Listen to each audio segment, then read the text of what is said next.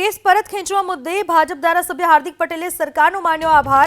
હાર્દિક પટેલ સહિતના પાટીદાર નેતાઓ સામે કેસ પરત ખેંચવાનો સરકારનો નિર્ણય।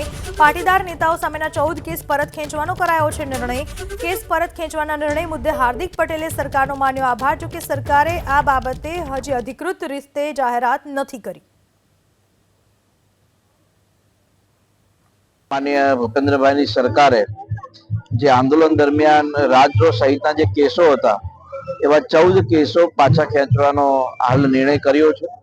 એટલે આજે પુનઃ એકવાર ધાંગધ્રા મારા માટે સુકન્યાળ સાબિત થયું છે અને એની અંદર એ કેસોમાં લગભગ કલોલ, મહેસાણા, સુરત અને અમદાવાદ એવા લગભગ 14 કેસો છે અને લગભગ 30 થી 35 યુવાનોને આ કેસ પાછા ખેંચવાના કારણે લાભ થશે।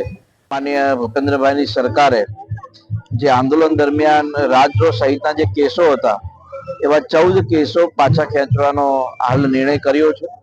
એટલે આજે પુનઃ એકવાર ધાંગધ્રા મારા માટે સુકન્યાળ સાબિત થયું છે અને એની અંદર એ કેસોમાં લગભગ કલોલ, મહેસાણા, સુરત અને અમદાવાદ એવા લગભગ 14 કેસો છે અને લગભગ 30 થી 35 યુવાનોને આ કેસ પાછા ખેંચવાના કારણે લાભ થશે।